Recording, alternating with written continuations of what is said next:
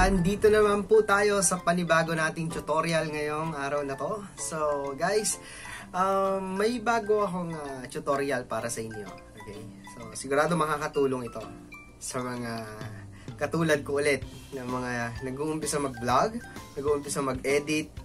So ito makakatulong sa inyo to guys kasi usually ginagamit to ng mga vlogger talaga. Ito yung tinatawag natin na intro, outro ng mga vlogger. So kung makikita ninyo, no, kagaya ng mga pag nag-click nyo yung isang video na ganyan, makikita niyo yung mga intro nila kagaya nito. Okay? Tapos yung outro naman parang ganito. Okay? So makikita niyo yan. Papakita ko sa inyo mamaya guys kung paano natin ginawa yung mga yan. Okay? So sana manood kayo, tapusin niyo yung video na to. And then yung link niya ilalagay ko sa baba. Okay? And sa mga hindi pa nag-subscribe guys, please subscribe on my channel. Okay? Support my channel. And of course, can you please click the notification bell. Okay? Para updated kayo lagi sa aking mga susunod pang video. Alright? So, eto. Manood na tayo. Pinantay nyo. So, ayan guys. Welcome dito sa aking screen. So, ituturo ko sa inyo ngayon guys kung paano gumawa ng malupit or magandang intro. Okay? Sa mga YouTubers or sa mga gumagawa ng video vlog, mga ganyan. So, ayan guys. Simple lang naman. Gaya nga ng sabi ko kanina, itong application na to or software na to is napakasimpleng gamitin. Okay? Sumunod lang tayo. And, dapat tapusin nyo tong video na to para malaman nyo talaga kung paano gawin or paano i-download or paano i-render lahat ng mga to. So, eto. Punta na tayo ngayon sa may Google Chrome. So, ayan. Search lang natin dito. Panzoid. Yan. So, lalabas yan agad. So, Panzoid. Ayan. Click natin to. Okay, yan. Parang ito yung ano niya, platform niya. So, ayan. Punta tayo sa may Clipmaker, guys. Click nyo yung Clipmaker. Okay, napakadali lang nito. Sumunod lang tayo. So, ito na. Lumabas na yung parang screen niya. Magandang gawin to guys, sa laptop. Pwede rin sa cellphone, minsan. Pero, pag sa cellphone mo kasi gagawin to, napakalit mong screen. Ang hirap. So, hindi mo makikita itong part na to. Parang kalahati lang yung makikita mo. So, hindi mo talaga makikita yung design niya. So, pag nandito ka sa laptop, buong makikita mo. Pati yung screen niya, makikita mo lahat. So, ayan.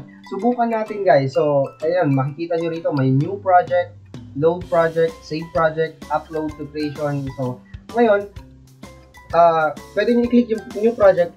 So, it means, yung mga bagong gawa nila, ilalabas nila rito. So, nasa sa inyo na yun. So, ang gagawin lang natin ngayon is yung tuturo ko lang sa inyo. Maggagawa lang tayo isang example. Isang example. Okay.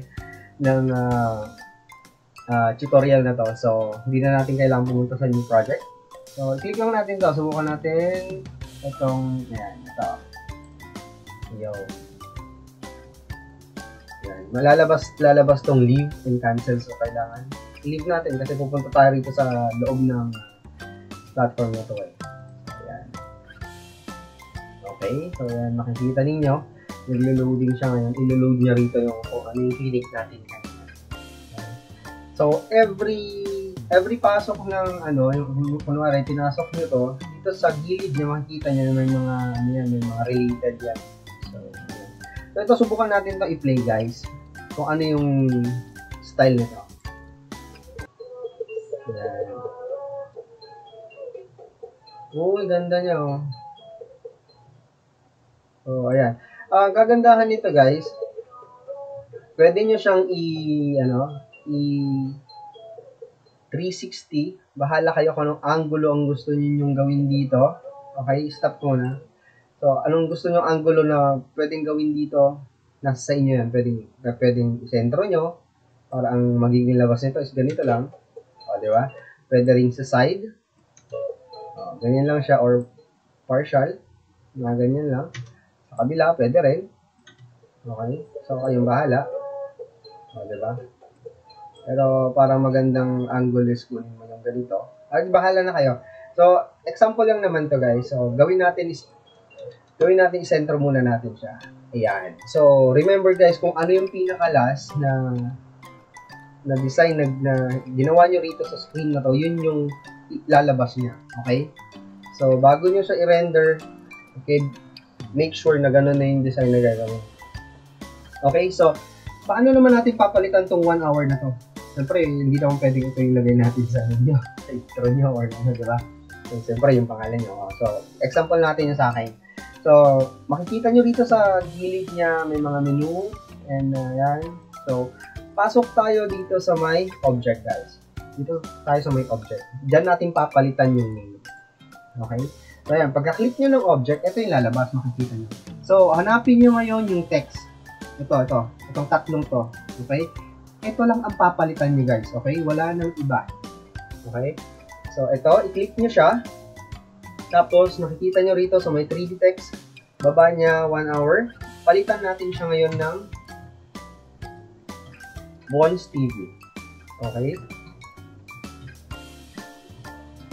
Ayan. So, ayan guys. Kung sino pang hindi nakakapag-subscribe sa akin, ayan na yung pangalan ng channel ko. Pakisubscribe ako guys. So, para sunod-sunod na video natin is maturo ako pa ulit kayo at updated kayo. So, ayan. So, na-type ko na, no? So, ang gagawin ko ngayon, i-highlight ko siya, tapos i-control-C ko siya para ma-copy ko siya. Para hindi ako type ng type mamaya. Pero, bago kayo pumunta dito sa pangalawa, pagka-type nyo to, kailangan yung pindutin yung enter. Okay? So, nakita nyo yung enter, pumunta na siya. Pero, tignan nyo guys, isa pa lang na ipapasok ko, pero ang gulo, di ba? Ang gulo ng nagawa natin. So, sabi ko nga, kailangan itong tatlong to pare-pareha. So, ang ginawa ko kanina, kinontrol-C ko to, kinapi ko, pupunta ulit ako sa pangalawa. Okay? I-paste ko lang siya. Okay? After paste, enter. Okay? Next ulit. After paste, i-enter mo siya. Okay? So, buo na. Nakita nyo? Buo na siya. Maganda na siyang tignan. Subukan natin siya i-play ngayon. Yun o. Diba? So, ayan. Close natin siya. Yun lang guys yung pinalitan ko doon. Okay? Kung makikita ninyo. So, yung mga iba, itong font niya, guys, subukan nyo kung gusto ninyo palitan. Pero make sure na dapat pag pinalitan mo rito isa, lahat yan papalitan mo. Okay? Papalitan mo siya para magkapare-parehas. Para hindi magulo yung dun sa pinakapangalan mo. Okay? So, ako ginagamit ko minsan custom lang. Wala nang iba. Okay? So, ayan. Ngayon, ituturo ko naman sa inyo guys kung paano natin siya kukunin or paano natin siya i-download or paano natin siya magagamit. Okay? So, ito na. Gagawa na natin yung final. Gawin natin yung final na design niya. So, nasa sentro ako ngayon.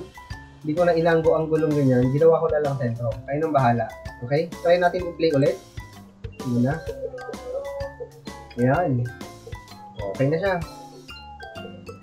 Alright. So, ayan guys. Don't worry. Itong lahat ng ginagawa ng Panzoid is my background music na siya.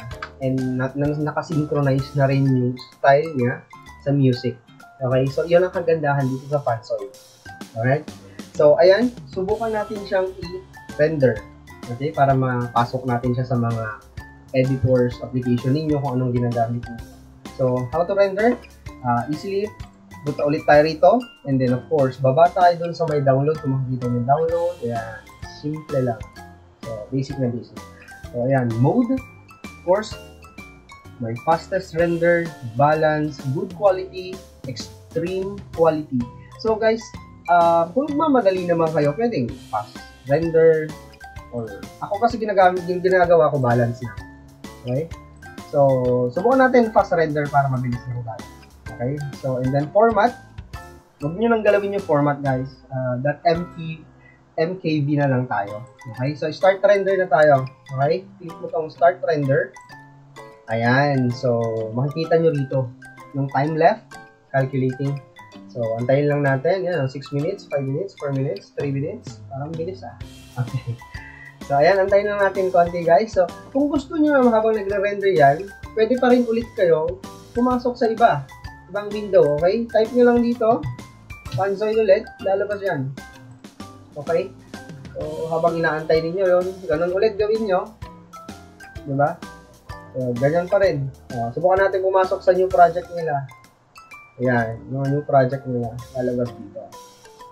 Okay, so, tingnan natin sa kabila. Ayan, so may 1 minute pa. Okay, so ganun din ang gagawin ninyo. At saka kung gusto nyo pa ng marami, pupunta kayo rito sa baba. Okay. Punta kayo rito sa more creation. Ayan, i-click nyo yan. Lalabas yung buong site ng site nyo. So, makikita nyo lahat dito yung mga design. So, kung gusto nyo, ito, kunwari ito, comment. Right click nyo lang siya guys. Then, opening yung new tab. Ayan, pupunta siya rito. And then, ito, makikita nyo to. So, open in Clipmaker lang tayo. Okay? I-open in Clipmaker mo siya para pupunta ulit siya sa ganitong platform. So, ready for editing na ulit kayo. Alright? So, ganun din yung procedure. Okay? Parang, lang natin to para habang inaantay natin mag-render yun. So, ayan guys. Medyo antayin natin ng konti, no? Ayan, nagre-render pa siya. So, ganun din ang gagawin natin dito. Okay? So, ayan, katulad niya, nasubukan natin ulit ito. Ayan. So, ang daming, ano dito parang ang daming papalitan dito guys. Nasa makikita nyo yung text. Ayan. Subukan na natin i-play. Bakit may comment saka may like? So, subukan natin. Okay. So, ito pang ano pala to, guys. Pang outro. Yan. Kung ako sa inyo, okay na siya. Di ba? Yan na siyang tignan.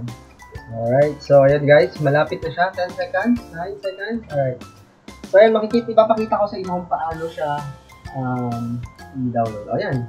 Automatically, guys, magda-download your video siya. So, click lang natin to. Hindi natin lalabas. So, ayan na siya.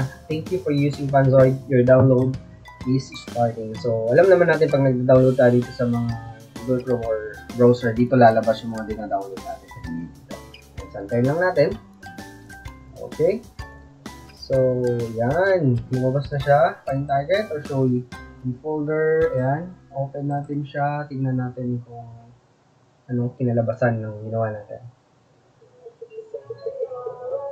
Yun o. So, diba? Ayos siya. So, ayun guys. So, close na natin to. So, ayan guys. So, maraming salamat sa mga nanonood dito. So, sana may natutunan kayo sa video na to, no? So, kung hindi pa kayo nakakapag-subscribe, please subscribe my channel and support my channel guys. And hit the notification bell para updated kayo lagi sa aking mga videos. Marami pa akong ilalabas ng mga tutorial kagaya nito para makatulong din sa inyo sa mga nag-uumpisa katulad ko. So, gawin natin tools ito guys para at least kahit pa paano nakakatulong tayo. So yan mga kosa, panibagong kaalaman na naman ang iyong nalaman sa araw na to. So, ano pang inaantay mo sa mga nanonood dyan na hindi pa nakasubscribe sa channel ko, please subscribe my channel and support my channel guys. And hit na rin yung notification bell para updated kayo lagi sa aking video. Alright? So maraming salamat. Please comment below sa mga ano pang gusto nyong tanong about Panzoid. Sasagutin natin yan sa mga susunod nating video. Basta mag-comment lang kayo rito. Okay?